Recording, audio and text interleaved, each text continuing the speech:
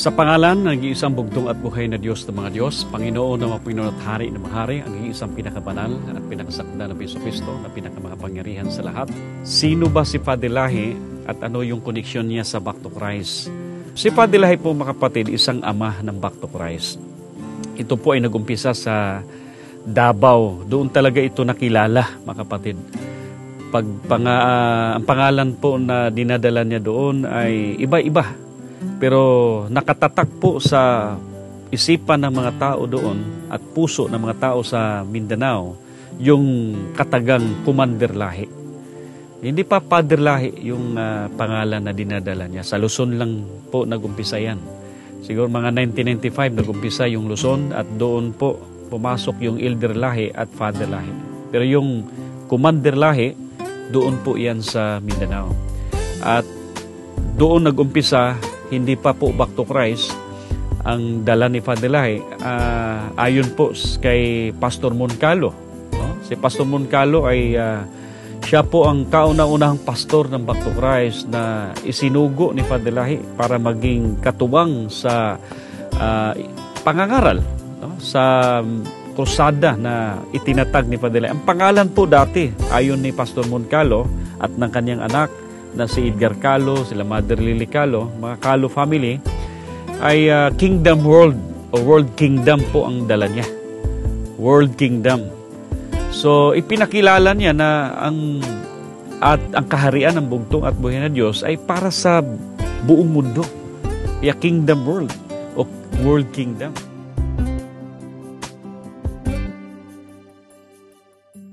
Una sa tanan akong buong kagalingon, sa bugtong o buhay nga Diyos sa Diyos at Espiritu. O anihang akong kasaysayan, akong isaysay aron mahibawan sa tanan na ang bugtong o buhay nga Diyos sa Diyos at Espiritu maoy atong Diyos tungod kay siya mo'y atong kinabuhi. Sa unang panahon, dili pa ko usa ka membro sa ginhereno o pagkamatarong o diya pa ko sa pagtulunan nga daan nga pagtulunan nga mao pinamatan. O hinungdan mga kaigsuonan nga nagnegosyo ko kay magnegosyo gyud ta kay naman tay mga anak, naman tay pamilya. O sa dihang na ang ako pagnegosyo mga kaigsuonan, adunay balatian nga nitakboy kanako mga kaigsuonan nga adili na gyud halos nga mabuhi pa ko ikamatay na ginako mga kaigsuonan tungod kay daghan na kaayong mananambal ang ako nabiyan ingon man sa doktor o ang among negosyo na bangkarot. Umihinungdan mga kaigsuonan. Nga miabot ang panahon nga naglubog na ko sa banig mga kaigsuonan. Kaya wala na financial mga kaigsuonan. Ang akong bana, silbi naman ako. So wala na mi. Niabot yun ang panahon mga kaigsuonan nga dunay tao nga gikan sa Davao nga diin niabot sa among panimalay. Sa among panimalay dito sa bukid nag-ambo mi sa kuan. Pugaan, Puruksay sa Luina. Iyan mga kaigsuonan, iabot ang tao o gihimamat layo sa akong kapikat sa kinabuhi.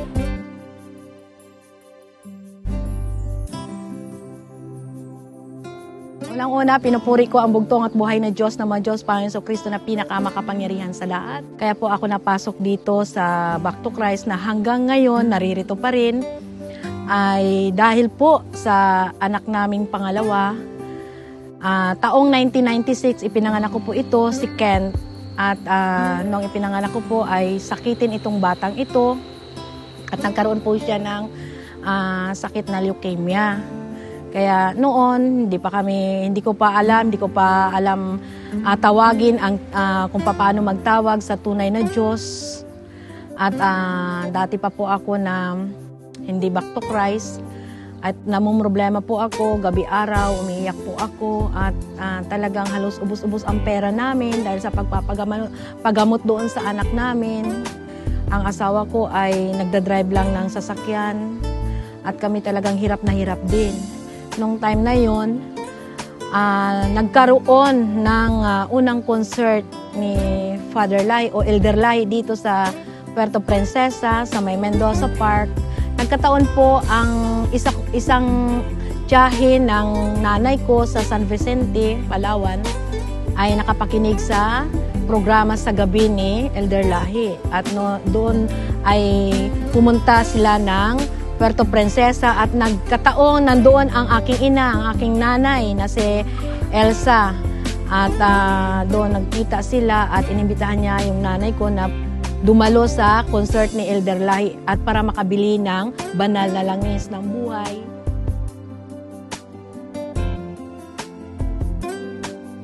Dadalaman Dr. Muñoz Ginoy Kristo, may lapis sa kutangong kaning mga manod, kan salamat naman sa kinato impiyata kanawan to karong panahon inat magadagong kaniyo kalingon kadasig ug lugway nga kinabuhi paaboton sa katuigan ng tanan nga wala na ay katapusan. Sa akong pagkasunod na ko sa Back to Christ, ang ako nakaila ang unang-una si Mother Lily Calo. Dito ko sa opisina nila, sa unang panahon ako negosyo, manuroy pa kong lato, mga gusto, mahapit ko sa ilaha, o kajang kinhason, kaula pa, dili ko membro, mahapit ko sila, ako siyang tsagaan o lato. Dayon, iya kong mensahian, nga iya kong giimbitar, nga panahon ko sa Benitez Compound, kay aron pagtambong, mutampo, sa pagsimbas, anong Sabado, aron po ko makadungog sa mensahe, ug unsa ang matuod gayon, nga pagpangalagan, o paila, pag-ilagyan sa atong bugtong ubi nga Diyos mao si Ginoong Kristo. Makaigsunan, nagpasalamat ako sa bugtong ubi nga mao si Ginoong Kristo nga sa pag-imbitar ni Mother Lily Calo nako, aduna mo na nahimong gabayan nga ako karon nakasulod na sa Back to Christ. O karong panahon na makaigsunan, ana-ana po kita sa kingdom of God and His righteousness. Nga karon ang gidumalas tong Pastor Lahi. Ug hinaot unta makaigsuonan nga kamo nga kanunay nga nagpaabot ni Juan de Lahi ni Pangulo. Ang lugar na ni balik si Pangulo, pero wala lang yun mo makaila kaniya. Kung unsay ang ingon sa unang panahon, sa akong paglakaw, doon na pa baka balikan. Ug sa akong pagbalik, makaila pa baka mo nako nga ako usa na mo kakabatan-on. Kaya ano, usa ka pananglitan nga sa biting nga ng luno, pagpanluno, mawala ba rin lawas, ana ang lawas, nagpabilin ang panit, rin mawala, ug nagpabilin ang panit, ug mahimo siya nga usa ka batanon. Umo ka na makaigsuonan, nga karon nga batanon na ang ibalik sa Mandarlahe, wala nila mailhi. Ano man, unsa gingon, sayon ra ilhon ang pagpasidungog ug ang pagtudo sa pagkamatarong, mao pa na atong tamnon nga mao pa na iyang pagbalik sa espiritu ug gahom. Busa makaigsuonan, nga nung magsipa magpaabot ni Pangulo, nga lugar na manibalik, wala lang yun mo makaila. Busta ilha, susiha ang iyong pagalingon, abrihi ang inyong kasing-kasing sa pagdawat ni Pastor Lahi, kasi inyong pagdawat ni Pastor Lahi, nadawat mo pag-otro ni Commander Lahi.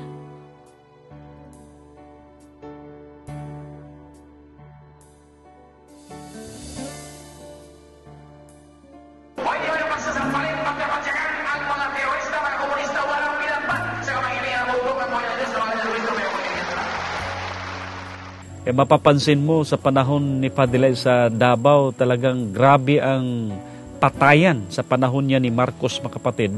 Napakulong ni Marcos yung mga komunista, terorista. At ang nangyari, nung nakaupo, mga kapatid, yung pumalit kay Marcos, nagpabagsak kay Marcos itong mga dilawan, itong sa panahon ni Cory Aquino, ay doon naman niya pinalabas yung mga komunista na pinakulong ni Marcos. At doon nag-umpisa, mga kapatid, lumakas ang samahang ito, yung itong tinatawag na Communist Party, mga kapatid. Kaya doon makita natin na ang kahirapan, ang takot ng tao, at hindi basta-basta pagka sinabing Mindanao sa panahon ni Commander Lahi, sa panahon ni Commander Lahi, mga kapatid, yung mga tao naghahanap po sila ng masasandalan, makakapitan. Grabe ang patayan sa Mindanao. Naalala ko, mga kapatid, sa Mindanao, bago nakarating sa Iligan City, mga kapatid, nag-umpisa sa Mindanao, pero nung nakarating sa Mindanao, naalala ko na walang sino mang magtatangkang bumura doon sa mga nakabandal doon, yung tinatawag na ibagsak ang demokrasya, mabuhay ang komunista. Yung mga vandalism, mga kapatid. So walang sino mang pwedeng magbura noon dahil butas yung bungo mo. Ganun ka tindi ang labanan sa panahon ng panahon ni Commander Lahi nung siya ay nag-umpisa.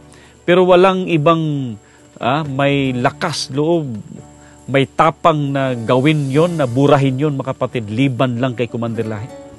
At ang ginawa nila dati, mga kapatid, ay merong nagbura at meron ding nagdasal. Yun ang instruction ni Padre Lahi. Magdasal ka lang. Dalawa, magdasal at yung dalawa magbura. Alam mo mga kapatid, kahit militar, hindi po nila nagawa yan. Kahit sila, mga tao lang din yan na sila, gaya natin, pero sila po ay naging hukbong sandatahan, may pinapanumpaan sila, pero kahit sa panahon nila, mga kapatid, hindi po nila basta-basta nagawa yan. So, the only Commander Lahi ang naging sandalan at kinakapitan ng mga taong nabibiktima nitong ideolohiyang ito. Ang pinag-usapan natin na nagpapasama sa mga tao na naging kaanib sa komunista dahil sa ideolohiya. Yun na nga ang sinabi ni Padre Lahi, naalala ko, mapatay mo man mga kapatid yung mga tao na yan. Pero kapag hindi mo mapatay mga kapatid yung ideolohiya, hindi matapos-tapos yan. Kaya ang ginawa ni Padre Lahi, kinalaban niya yung ideolohiya, hindi yung mga membro ng mga komunista na yan. Mahal na mahal ni Padre Lahi ang tao. Ang bugto at bahay na Diyos na Diyos, Panginoong Hesus Kristo, pinaka makapangyarihan sa lahat. At ako po'y magsalita sa naranasan ko na kung saan kita nakilala. Ako po'y nakakilala sa iyo sa pamagitan ng imong programa sa radyo. At sa programa mo sa radyo, narinig ko yung mga mensahe mo. At sa mga concert, doon ako magpunta ako. Gusto ko na ikaw talaga ang personal ko makita, kundi lang sa radyo. At nang naranasan ko sa bugto at bahay na Diyos, Panginoon sa Kristo, pinaka makapangyarihan sa lahat, na malaking pagbabago ko sa sarili. Nawala ang pagmumura ko, nawala ang pride kong ugali, lahat nawala, bugto at bahay ng Diyos. Sana pasalamat ako na tinulungan mo ako.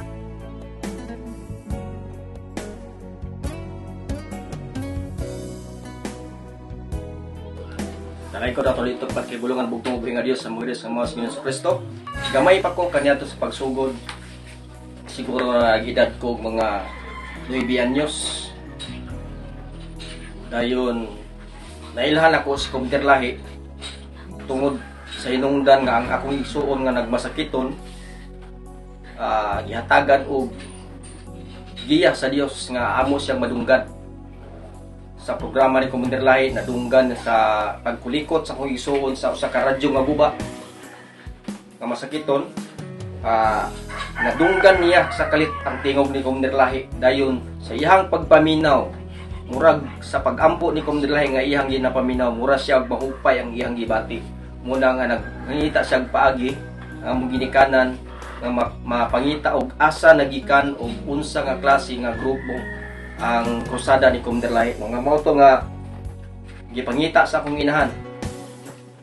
Sa iyang nakitaan dito sa Benitez Compound sa Iligan City, o giatol gid namo nga Sabado nga adlaw sa pagsimba, kay adlaw man nga Sabado ang pagsimba sa Arami. O kami isip nga ang akong ginikanan devoted sa Katolik, kami nga mga anak niya sunod-sunod lang man. So among gipanapaminaw si Commander Lahi sa iyang mga mensahe. Dayon sa ako isip hilig sa mga awit. Ako nakabati sa mga awit nga gi-compose ni Commander Lahi. Umoy akong hinungdan nga oy akong himong way nga nakasunod ko niining punduka tungod kay giganahan ko sa mga awit. Labaw sa tanan ang mga alawiton ni Commander Lahi, dili basta-basta. Tungod kay kini nga mga alawiton pasidungog sa atong dilitokpan kay bulungan bugtong uboy nga Dios sa mga Dios sa mga Pinoong Kristo. Mo to maigsoon sa diha nga gipaawit ko, nadunggan sad ni Commander Lahi ang akong awit. Yang nagustuhan. So iya ding gidesisyon sa Commander Lahi nga iya kong adapon, ipanangid niya sa akong ginikanan nga iya kong adapon. O success lang sister, mga tuding Libong Pasil ang mga missionary niya sa unang siligan. I-adapt ko ni Commander Lahi hantod niya. Nibalhin mi dito sa Borja compound. Sugod na dito nga nanak ko sa opisina Gapuyo. Hangtod nga bisan asa naman lang mi nga mga lugar. Ibalhin-balhin ni Commander Lahi i-assign. Aron lamang mapasidunggan mga atong dilitupan kay doon bugtong ubing nga Dios sa mga Jesus Kristo. Aron usab mapaila-ilang yang gahom sa katawhan nga wala pa mahigmata sa kamatuoran.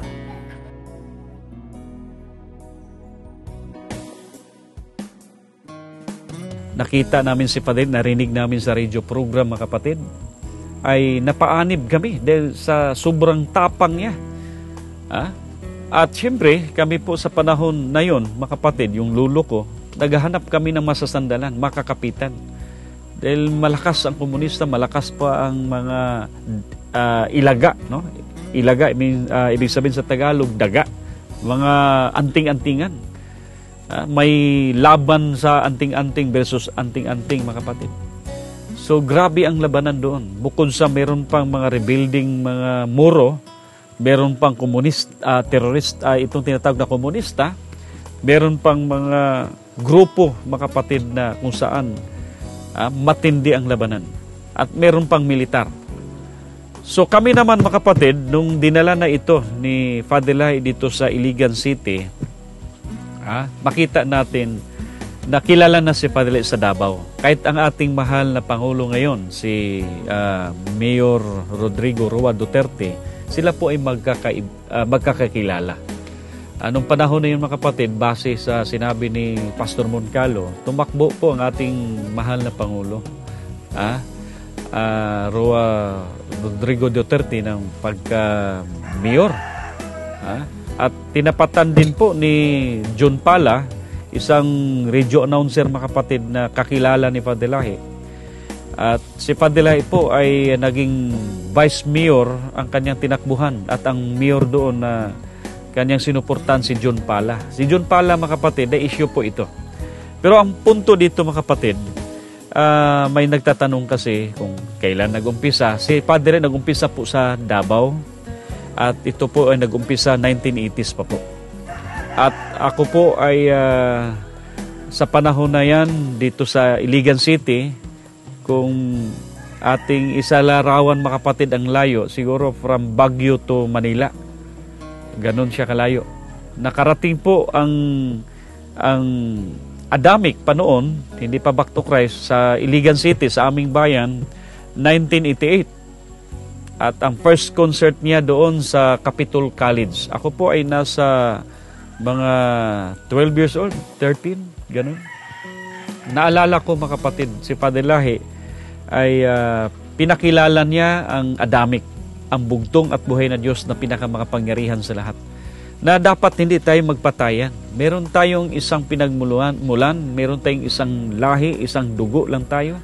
Ang dugo na dumadaloy sa iyong mga ugat, ang dugo na dumadaloy sa aking ugat, ay magkapareho lang. Tayo ay lahi ng ating unang magulang na si Adan, na anak ng bugtong at buhay na Diyos. So, dinala niya doon, mga kapatid. Kami ay napaanib dahil, yun na nga, labanan. Matindi ang labanan. Nadala kami doon sa slogan niya na patay ngayon, patay bukas, pareho lang pataya. Gira ngayon, girang bukas, pareho lang giraha. So, napakinggan niya ng aking lulo. At hinahanap niya yung mga kapatid kasi nalagpasan niya. Nagustuhan niya yung slogan na yun. At ang unang napakinggan ay yung kantang Ang Langgam sa Halwang Bulawan. Ang langgam, ang ibon sa gintong kulungan. Sa mga nakailan ni Commander Lahi, sa mga kantong nagtuo ni Commander Lahi, hinumdumi ninyo sa kanunay ang mga mensahe ni Commander Lahi. Ang pamalandong nga gibilin ni Commander Lahi, dili na para sa mga bag-ong membro, kundi para na sa mga karaan nga membro sa pagsugod siyang krusada nga atong mahinumduman ang iyang mga mensahe. Daghan ang mga nagtuo nga si Commander Lahi, ilag yung pabuton. Inanagya po ng akong prinsipyo kaniadto. Pero sa diha nga nadunggan ako ug na-review nako ang mga mensahe ni Commander Lahi, dili di ay sa tanang panahon nga ato siyang makauban. Kundi ang espiritu nga gigamit sa pagmisyon sa kalibutan, ang espiritu sa sinugo. Daan na nisulti si Pangulo sa ato nga mawala siya. Kung sa iyang pagbalik, di na nato siya mailhan. Ang sulti ni Pangulo, unsa may inyong ilhanan. Ha? Unsa man ang ilhanan sa inyong sinugo. Unsa man inyong ilhanan kanako dong.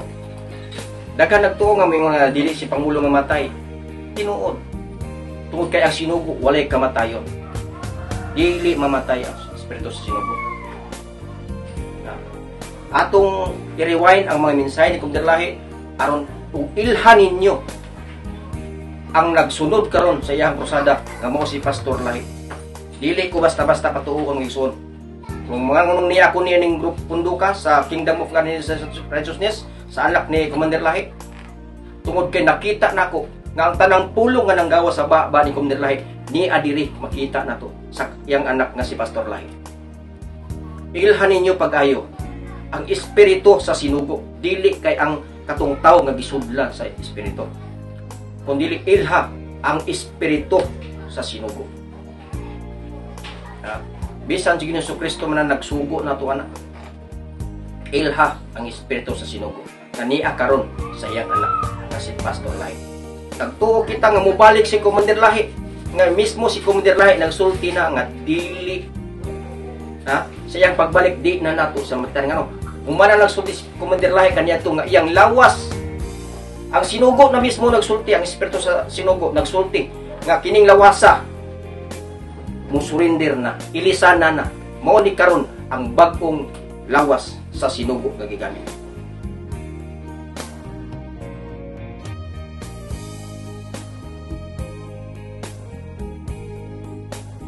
Ako naman mga kapatid, napapansin ko yung lulo ko unti-unting lumalapit doon kay Padre Lahi.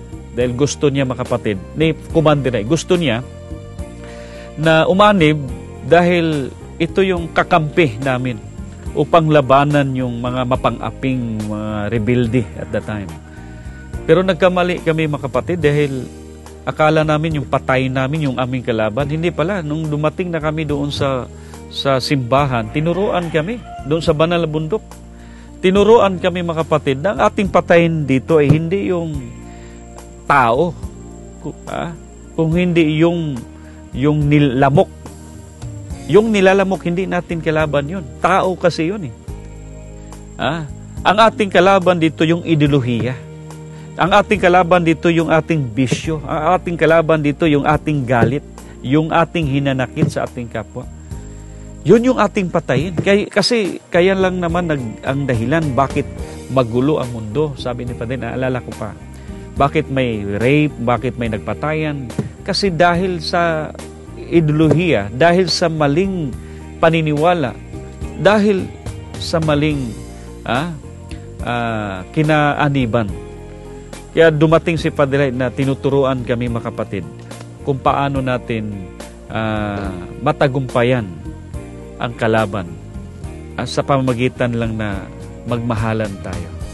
Ang nangyari sa panahon sa Davao, lumakas po doon si Padre Lahi, tinanggap po siya at dinala niya po dito sa parbandang Cagayan de Oro hanggang sa Iligan, Dipulog, Zamboanga, sa buong Mindanao hanggang sa tumawid sa Visayas at Luzon. Pero bago po yan mga kapatid, dito muna yung lahat ng surrenderies doon, mga komunista, mga rebelde, mga kapatid, at kahit kami, hindi kami mga komunista, hindi kami rebelde, pinagkaisa niya kami. Naalala ko yung bus na Sunshine, mga kapatid.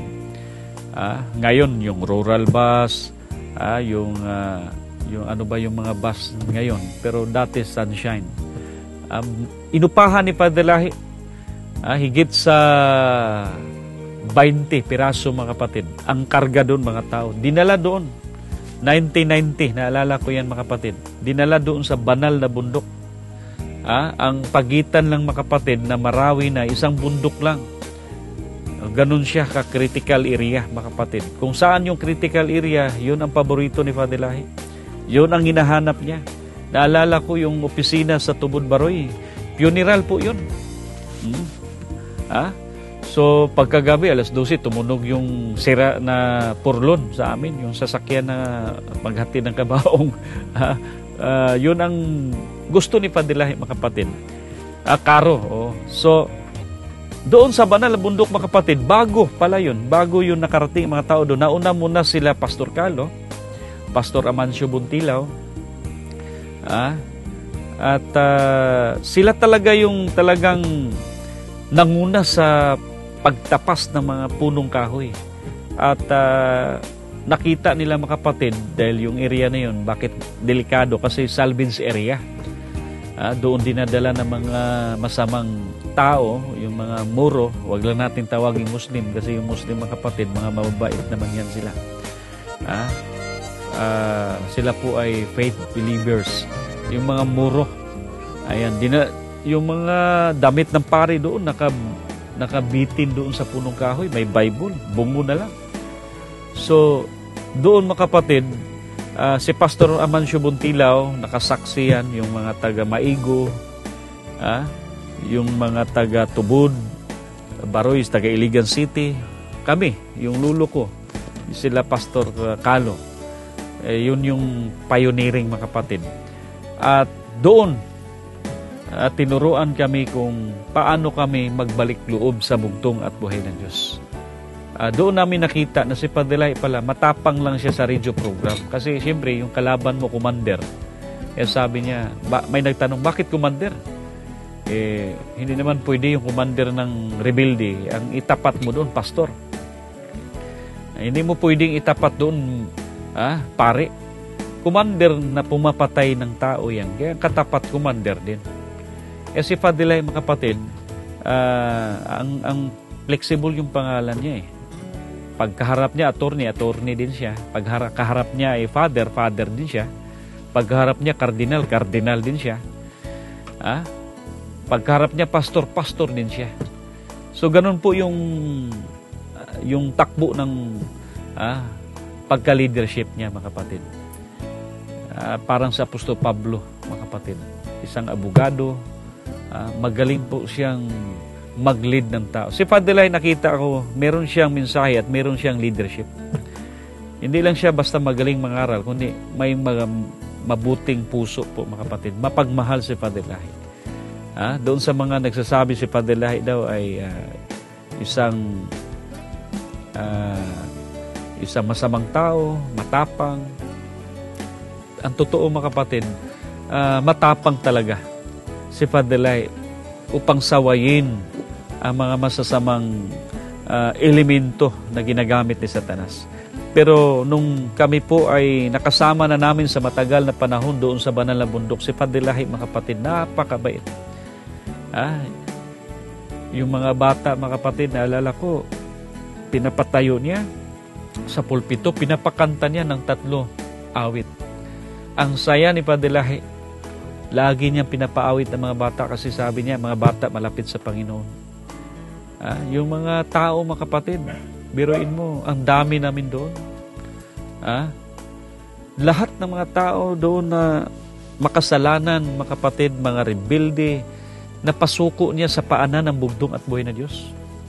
Yung mga dating hindi mo pwedeng biru-biruin, mga kapatid, kasi mga rebelde nga. Pero nung nagtagal na sa Banal na Bundok, doon sa Banal na Bundok, walang sigarilyo, walang alak, walang mga lamangkati, wala doon kung anong bawal sa journal, wala doon. Sa loob ng 10 taon, mga kapatid, yung mga masamang elemento na nasa katawan, yung mga bisyo na yan, nawala.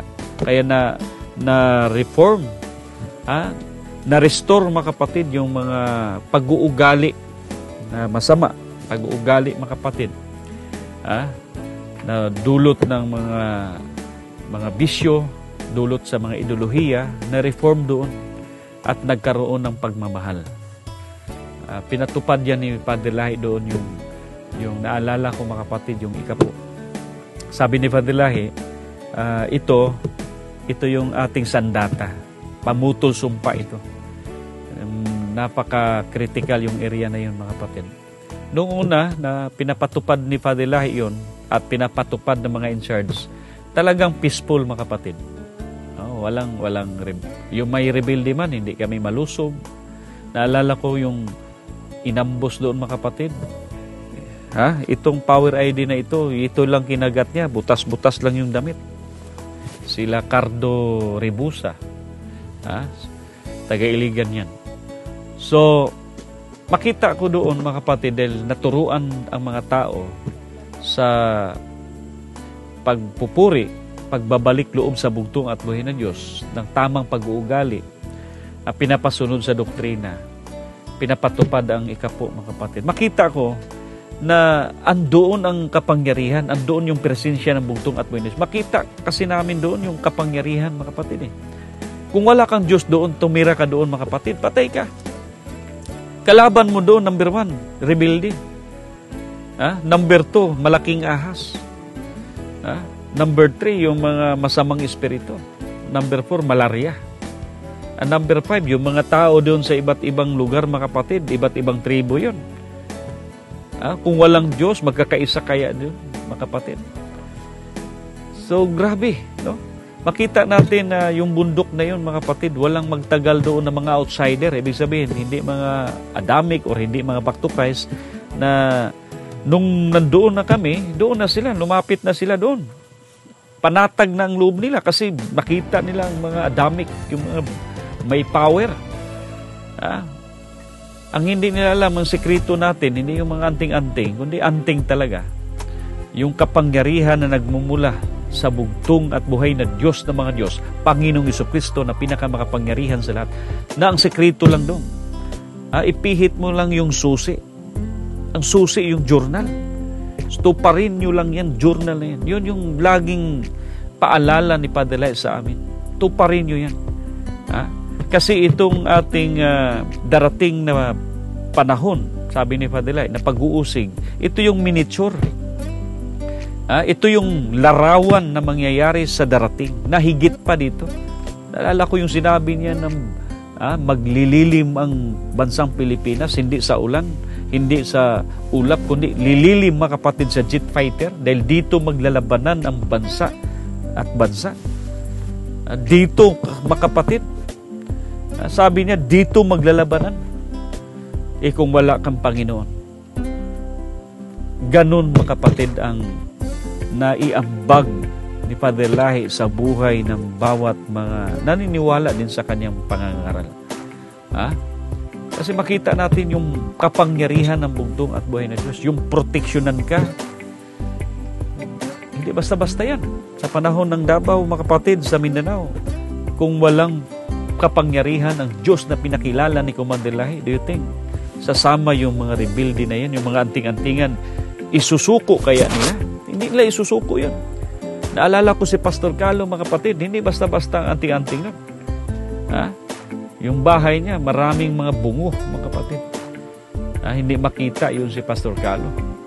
Pero bakit napasuko ni Father Lahi? Dahil alam nila yung mga anting-antingan. Alam nila yan. Kung sino yung mas may pinaka-lamang na kapangyarihan doon sa mga hinahawakan nila. Si Pastor Carlo luluhod sa gate ng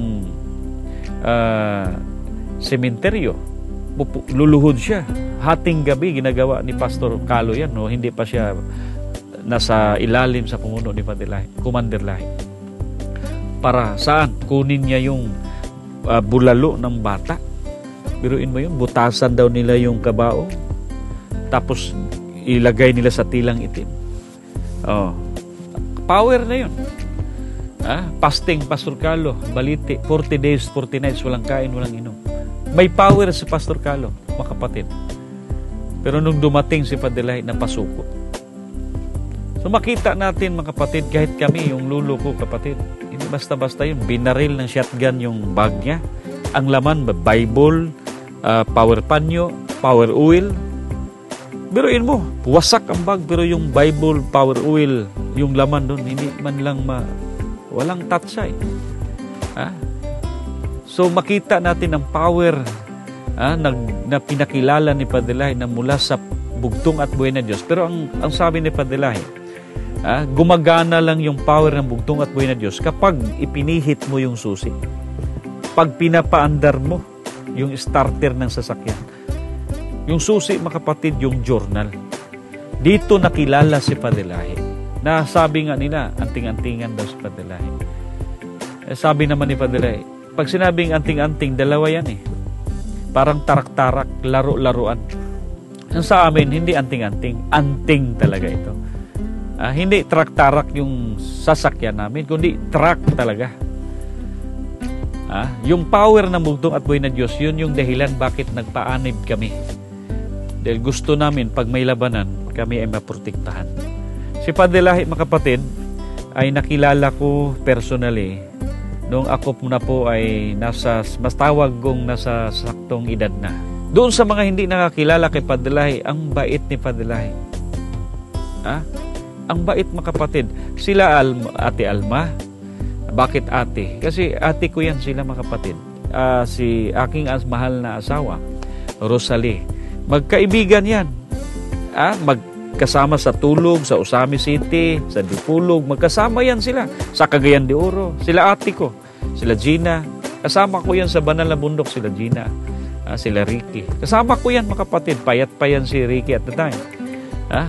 So, okay naman yung relasyon namin, mga kapatid. Noong time na pinaaral ni Padre Lahi, yung kanyang anak, dati narinig na namin yan na may anak siyang pinaaral. Sa Banal na Bundok ko yan narinig. At naulit ito sa Cagayan de Oro City, mga kapatid, na may pinaaral siya na anak sa Mountain View College. At sabi niya, ito yung nakatatak sa isip ko na ito yung mag-aral sa doktrina ng Back to Christ. Ngayon, baliwala lang sa amin yun kasi Padre Lahi kami, hindi ko naman kilala yung anak niya. Narinig ko lang. At siyempre, yung asawa ko na dati ay magkasintahan pa lang kami, yung ate ko, sila Gina, Alma, sila Tere, yan sila, magkasama yan sila. Nakilala nila yung Pastor Moses na anak ni Padre Lahi. Nagsiserve pa nga sila ng mga pagkain nung panahon na dinala ni Padre Lahi. Binigyan kasi siya ng 100,000 ba yun? Tapos 45 na baril. Habang nag-aaral, may baril yan doon. Nagbigay ng 100,000. Ininbitahan, mga kapatid, 2 jeep or 3, 4 ba yun? Lahat ng kaklase niya, ng mga theologian, galing sa Mountain View College, sa Bukidnon, dinala doon sa Baloy, doon sa compound ni Padre Lahi. Doon nila nakita yan, sila Alma. Kilala nila yan. Kilala nila yan, mga kapatid. Ngayon lang ako, nagtaka lang ako, mga kapatid, bakit hindi na nila kilala. Pero, ang respeto nila kay Padre Lahi, mga kapatid, binigay nila doon sa anak.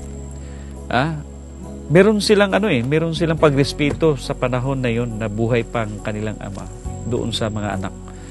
At kahit yung asawa ko, sabi niya, ang nagpakilala sa kanila, kahit yung tiyahin ko, nagpakilala sa kanila doon kay Pastor Lahi, doon sa Davao, si Gina. Yun ang sabi ng asawa ko. Siyempre, magtatanong, nung panahon na yun, mga kapatid, na hindi pa siya kagaya ng ama niya na malaki, ano yan, grabe yan, pinag-aagawan. So sila po, nagkwento-kwento, na nagustuhan nila, ganun. Normal, mga kapatid. Pogi naman yung pastor namin dito, kasi pogi yung ama eh. So makita natin, mga kapatid, na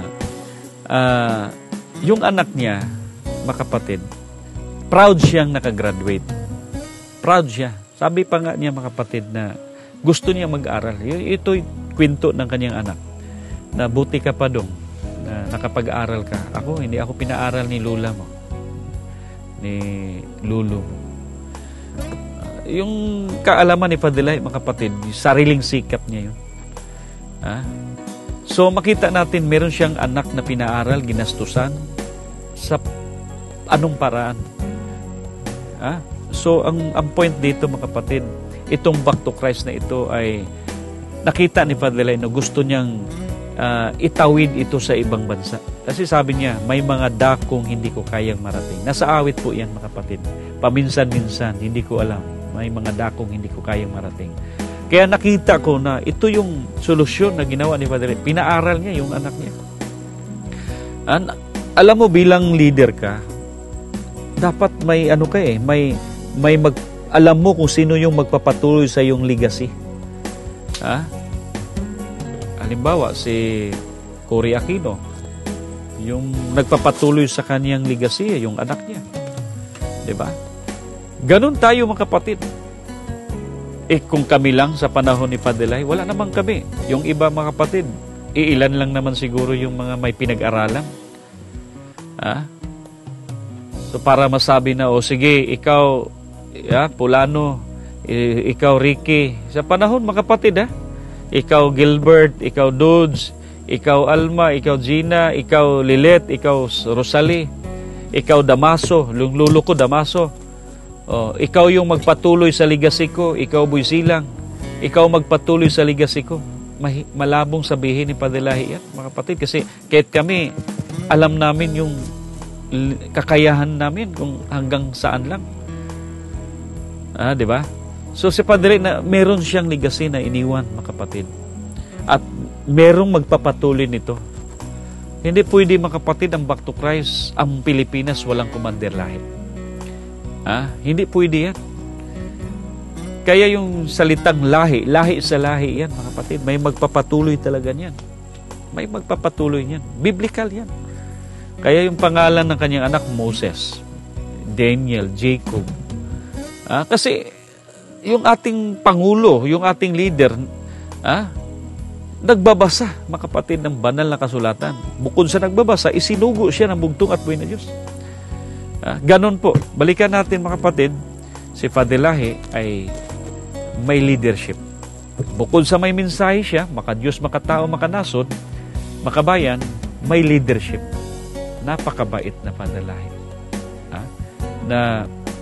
Naalala ko, mga kapatid, nung buhay pa siya, doon sa Alabang, sabi nga nila, si Elderberg daw yung umupa noon, naghanap.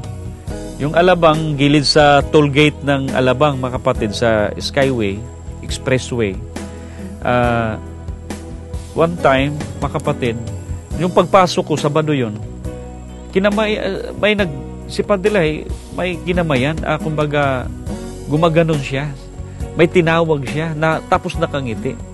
Ngayon, ako naman, mga kapatid, nung time na yun, kasi kami ng asawa ko, kumbaga para kaming mga anak ni Padelahi na nagtaban sa Bisaya, nagtanan, kumbaga, hindi kami nagpaalam ba na Pangulo, magsama na kami. Wala kaming paalam. So, siyempre, may isip namin na galit si Padelahi. Pero nung time na yun, mga kapatid, maniwala ka. Kinamayan, kumaway, mga kapatid, na ibig sabihin, palapitin, kumbaga ganun. At ako naman, naniniguro ako kung sino yung kinawayan niya. Na kumbaga, lapit ka sa akin. Lumingon ako, mga kapatid, sa gate. Wala ang tao kasi yung tao na doon, kumbaga nagdasok na doon, punsisok doon sa unahan para kamayan siya. Kasi ang kanta niya yung paalam, yung naalala ko. Paglingon ko, wala namang tao. Habang nagkamay siya, mga kapatid, nakatingin siya sa akin. Naka-smile. Kaya lumapit ako at doon ako. Kasi ang layunin ko, bakit ako pumunta doon? Kasi kahit saan si Padelahi, doon ako. Mag-a-absent lang talaga ako, mga kapatid, para lang kung saan yung diskusyon sa television, nandoon ako. Doon sa harap ng US Embassy, nandoon din ako. Sa Rembrandt Hotel, nandoon din ako. Sa Quirino Grandstand, nandoon din ako. Pag i-play na, mga kapatid, sa IBC Channel 13, nandoon din ako. Absent lang ako para panoorin sa tanghali yun, mga kapatid. Gusto ko, mga kapatid, na magpaalam kay Padelahi para doon kami sana titira sa Pampanga. Kasi, kumbaga, nakita ko yung mga kabats ko na nandoon sila sa kamay ni Padelahi. Pero ako, nasa labas. Alam mo, mga kapatid, nung kinamayan niya ako, naisip ko, sinyalis na ito na siguro yung time na magsabi ko kay Padelahi, doon ako titira. Mga kapatid, maniwala ka na, sabi ko talaga yun. Sabi niya, sige dalhin mo sila, anak mo, Sally, doon. Sabi ko, hindi pala galit si Padelahi. At alam mo mga kapatid, tumulo yung luha ko. Sabi ko, maraming salamat Pangulo, sorry. Sabi ko talaga niya, sorry. At nung time na yung mga kapatid, naalala ko, nakalipat na yung simbahan doon sa Alabang pa rin, doon pa rin sa Alabang, pero na malapit na sa dagat. Ang kasama niya noon mga kapatid, siya lang. Ito yung pangalawang tagpo sa Alabang. Siya lang drive mga kapatid, pero nananawagan siya nung gabi na yon na bumibira nag-iisa. Bakit ako kailangan ng gwardya? Kung ako bantayan ng aking gwardya, sino yung magbabantay ng gwardya ko? So, siya nag-iisa. Alam mo mga kapatid, nung bumaba siya mga kapatid, kinindatan niya ako. Automatic, alam ko nang ibig sabihin nun. Sabi niya, pag kindat, sabay kindat dito sa gilid niya. Ibig sabihin, naunawaan ko na dito ako sa kanang kamay niya. Si Julieto Tantan, kung naalala pa ni Elder Julieto Tantan, taga Mindanao yan. Ganon din, kinindatan. So, dalawa na kami. Papasok doon sa simbahan. Discovery time yun, mga kapatid. Halo-halo ang tao. At may sinabi siya, huwag nyo nang ituloy yung balak ninyong masama, sabi ni Padelahi. Dahil hindi ka palang nakabunot, wala na, nakatutok na yung baril ko sa iyo. Alam, nung nagminsay siya noon, mga kapatid, discovery topic, Amerika, ganito, ganyan. Pagpasok niya muli doon, kami pa rin doon sa gilid. Wala si Ricky nung time na yun. Tapos nagbabay siya, mga kapatid. Pangatlo, nung kasama na si Ricky, ayun, nagkaroon ako ng time nang magpaalam kay Ricky na pwede ba na makapicture ako kay Padelahi. Sige. Alam mo, hinawakan ako ni Padelahi dito. Dito, ngalay na yung ni Padelahi dito. Yung kumbaga, kulubot na. Matanda na talaga siya. Stress na stress siya, mga kapatid. Sabi niya, sabi niya, may sundalo. Ito sundalo na ito, Habang nagtaka ako, bakit yung maniniyot, mga kapatid, sa iba, ang dali lang nakaklik. Kaya madali lang mapalitan yung nagpapipicture. Pero sa akin, parang may ginagalaw pa. Nagkaroon pa siya ng mensahe, sabi niya, kung sa sundalo, pag naputulan ka ng paa, gapang, maputulan ka ng kamay, gapang. Kung wala ka nang ikakapit, kagatin mo yung lubid, sabi niya. Yun yung iniwan ni Padelahi, mga kapatid, na mensahe.